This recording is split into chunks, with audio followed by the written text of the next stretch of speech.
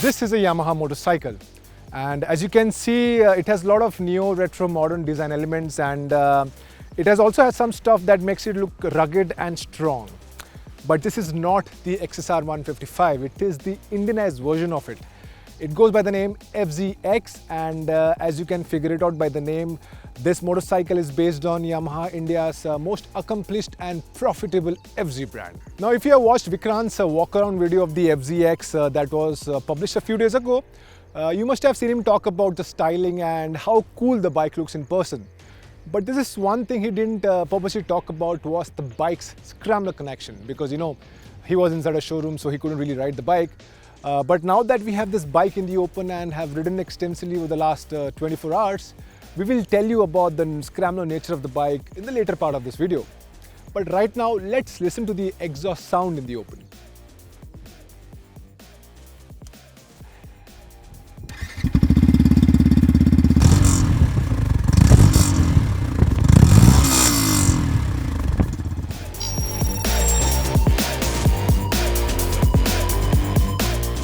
Now, one of the main reasons why Yamaha launched the FZX in India is because they believe there is a set of buyers who wanted something retro. They want something different than the other genre of motorcycles.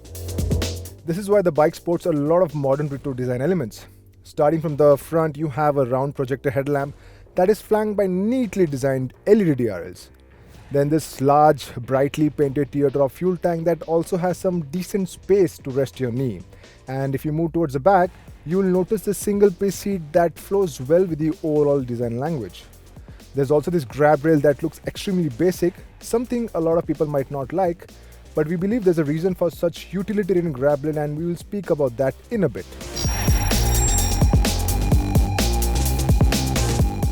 The Yamaha FZX is a 2021 model year motorcycle, so it gets some decent amount of modern features. But the coolest of all is this Bluetooth-enabled instrument cluster. It is brand new, and even the more expensive FZ25 doesn't get it, so it makes this bike slightly more desirable. Once connected to Yamaha's Connect app, the cluster shows a host of notifications like missed call and incoming call alerts, SMS, email prompts, along with the battery level of the phone. This app also does more, by the way. It lets the rider see the engine RPM, degree of throttle opening, rate of acceleration, and real-time fuel consumption. The app also notifies the rider in case of any malfunction. For safety and security reasons, the Y-Connect app also has an option to show the last parking location. This Yamaha is also equipped with 12 charging socket that is placed right in front of your eyes.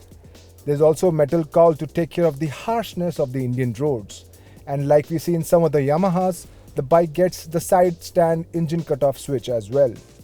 The system doesn't let the rider ride the bike if the side stand is activated.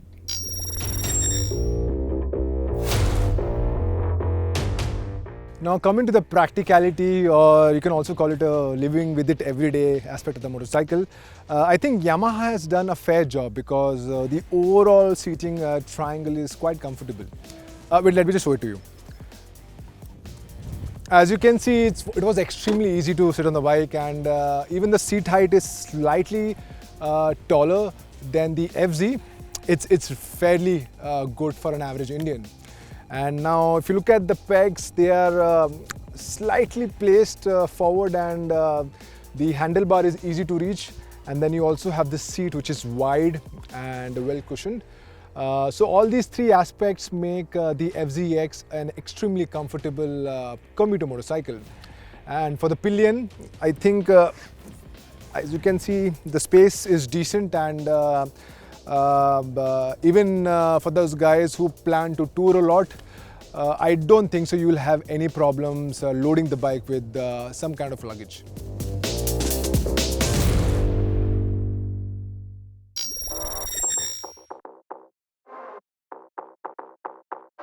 Like we mentioned in the beginning of this video, the FZX is based on the FZ, right? So the 149cc single-cylinder air-cooled engine, two-valve engine that you see here has been borrowed from FZ. So in fact, Yamaha hasn't changed anything on this new model. The power, the torque output, the compression ratio, it's exactly similar to the ones the FZ has. The 5-speed gearbox too has been completely borrowed from the Yamaha's naked sibling. Because of such extensive cycle parts shared with its naked sibling, the FZX has the same engine character. The refinement level is really good, the NVH is quite controlled, the power delivery is linear and the engine revs quite nicely. We really enjoyed the mid-range as there is enough torque to overtake vehicles easily. The bikes feel sober till 5000 RPM, post that the FZX does deliver a fun experience. And if you're one of those who like to stay at higher RPMs most of the time, this bike can do that with ease, but you will have to deal with some minor vibrations on the tank and the handlebar.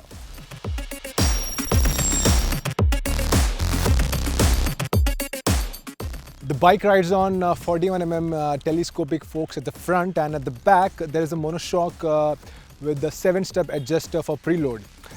These specs are usually something we see on the motorcycles in this segment, but what we really liked is the way everything has come together to offer a good ride. We thoroughly enjoyed the low-speed ride. The monsoon has hit Mumbai and the roads have started to show its true colors. But the FZX has been tuned well to tackle the poor roads and stay calm and composed. But yes, the high-speed ride is something that we aren't truly happy about. Maybe Yamaha found out that it being a city bike, most of the time the bike will be at lower speeds. So that's why not a lot of focus has gone on the quality of its high-speed ride.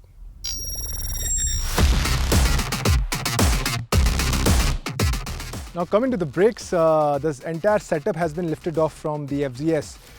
So we're talking about a single disc 282mm at the front and single disc 220mm at the back. ABS is single channel and it is standard. Even with its weight increase, this braking setup works fairly well. The stopping power is decent and you don't have to pull a lot of effort on the levers. But yes, as we see on other commuter motorcycles, the feedback on the levers is quite poor.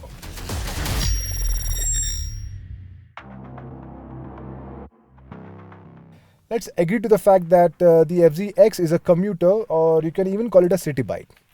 That's why you see a low seat height, accessible curb weight and good weight distribution. All these factors have made the FZX a motorcycle that is super easy and such a joy to ride in the city. The wide and easy to reach handlebar, the fantastic view from the saddle and the comfortable seating triangle all comes together really well, and that makes the FZX one practical bike to own. In the corners, the bike works decently well. I mean, you might not feel comfortable entering and exiting a corner as you would do on the FZS, but you won't be disappointed if you are in some twisty roads.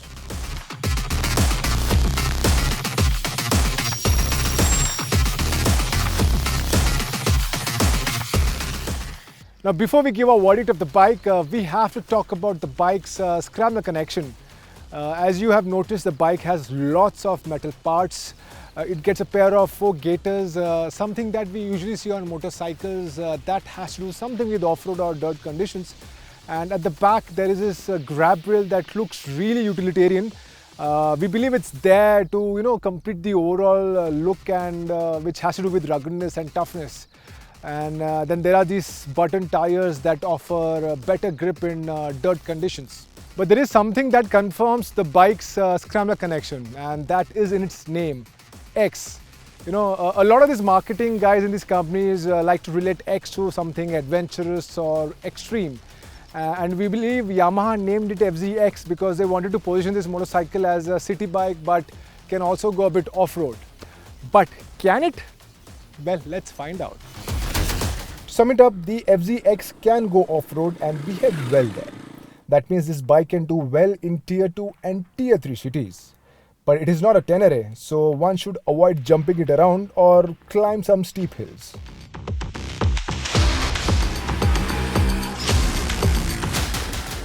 First, allow me to tell you the pricing of this new Yamaha FZX. There are 2 variants. The base model costs about 1.4 lakh rupees on the road, Mumbai.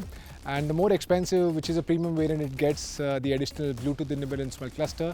That costs rupees 4,000 rupees more, and that takes the on-road pricing to 1.44 on the road. But the question is, should you buy the new FZX? Well, there are a few things you should be knowing before you decide on this bike. Firstly, the FZX is aesthetically pleasing. I mean, I know this might sound a bit controversial for a few people, but the bike does look good in person and it kind of grows on you. And the overall body proportion, the styling, this is something a lot of Indians are definitely going to like. And there are a few features which are decent, especially the Bluetooth instrument cluster. The kind of information that offers at this price point, I think it's a really good deal. The engine too, it is nice, refined, churns out good performance and also has decent overtaking abilities. And there is this clutch which is easy to pull and use. The 5-speed gearbox works fairly well too.